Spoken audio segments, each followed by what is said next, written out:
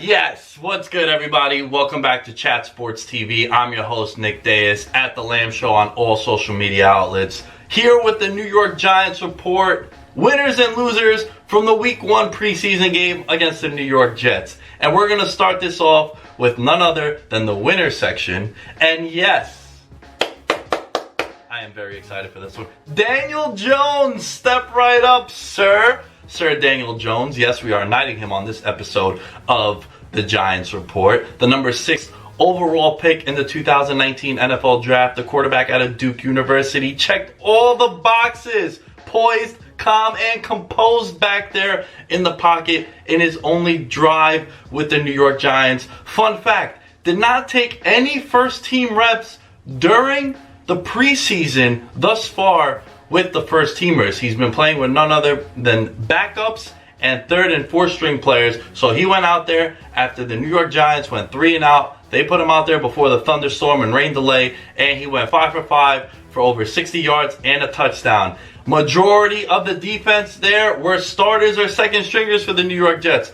4 Jet starters in particular: Jordan Jenkins, Avery Williamson, Rontez Miles, and Brandon Copeland, according to the Jets depth chart from that game, were starters out there. So he didn't really do it entirely against complete bums. This wasn't Daniel Jones lining up a defense in the preseason in the third quarter and fourth quarter, guys that are not going to make even practice squads. No, he did this against starters. And Giants fans, we deserve this.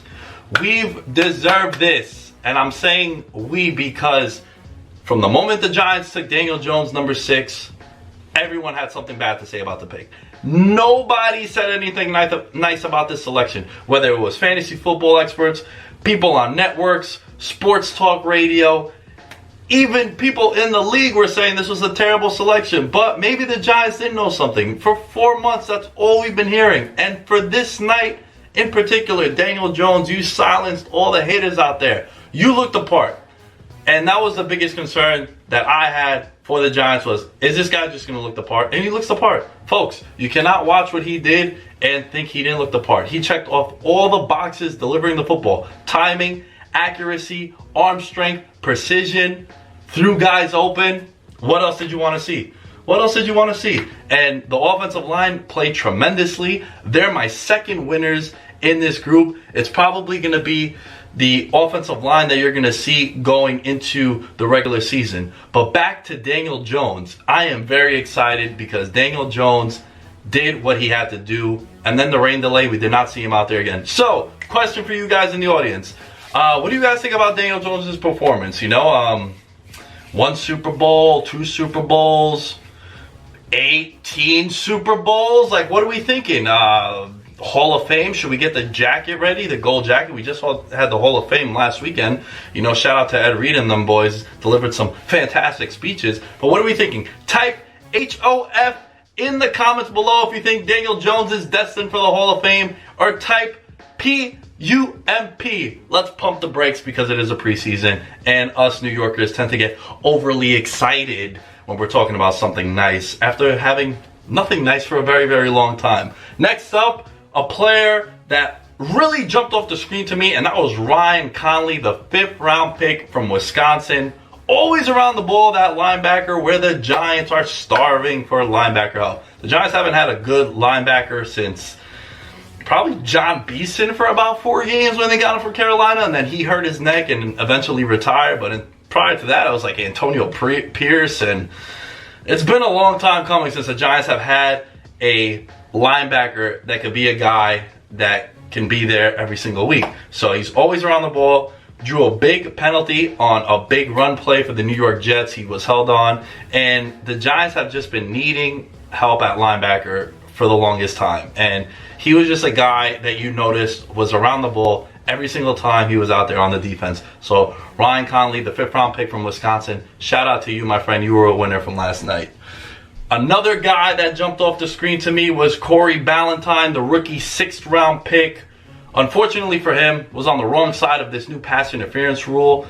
He was hand checking with a wide receiver, and if it's going to come down to corners, back in the day, not too long ago actually, the elite corners were able to get away with the hand checking.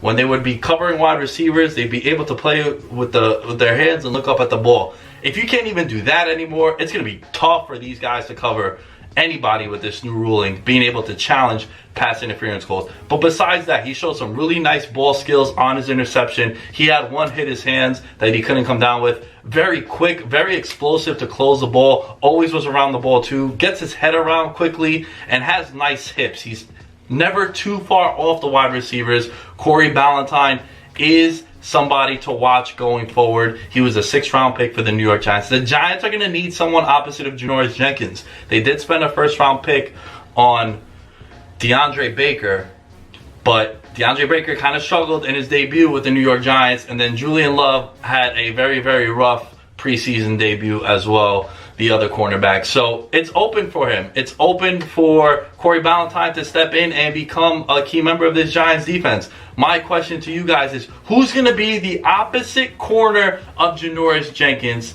clamp season, Jackrabbit? Who's going to be the other corner? Is it going to be Baker? Is it going to be Valentine? Is it going to be someone else? Is there someone else that you guys watched that you thought was impressive?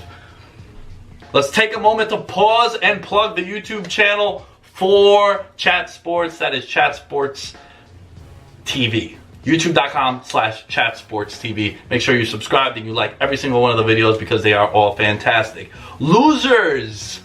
The losers, and I hate to do it to this guy because, look, not for nothing, I think the name of my first child is probably going to be Eli.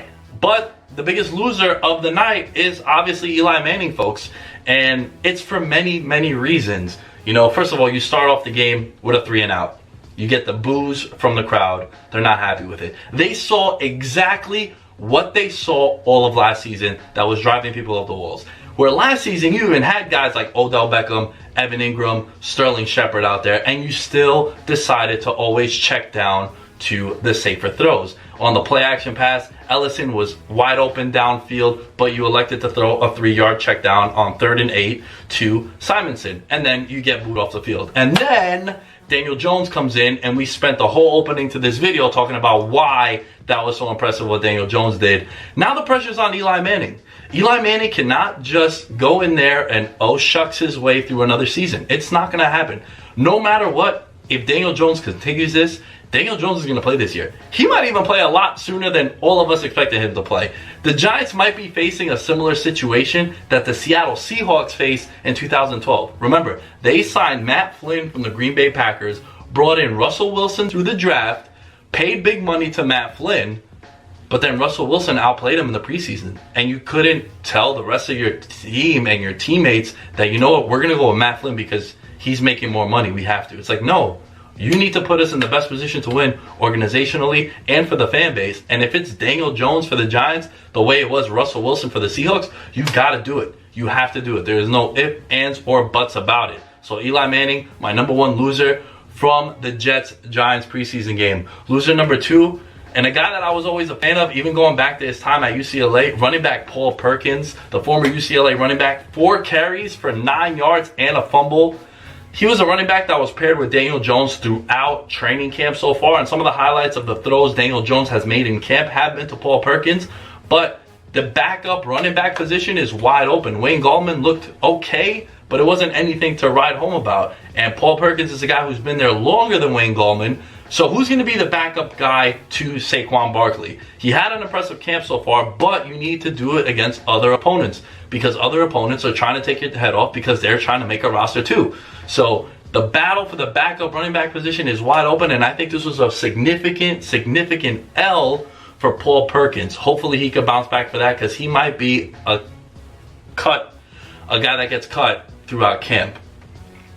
Last but not least, the losers. This is a list of the losers, not only in this game, but everywhere. And it is all NFL fans. And what I mean by this, folks, is this pass interference rule is gonna cause a lot of outrage. Challenging a pass interference call is going to drive people up the wall.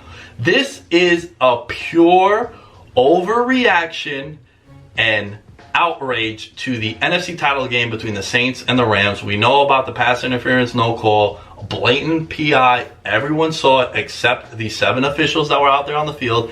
And in return, the NFL said, you know what? We missed that call. Here, you can challenge pass interference. And not only is that going to slow down the games, You're going to be challenging penalties, which is going to open up Pandora's box to eventually challenge roughing the passer, helmet to helmets. It's just going to become a challengeable offense for everything.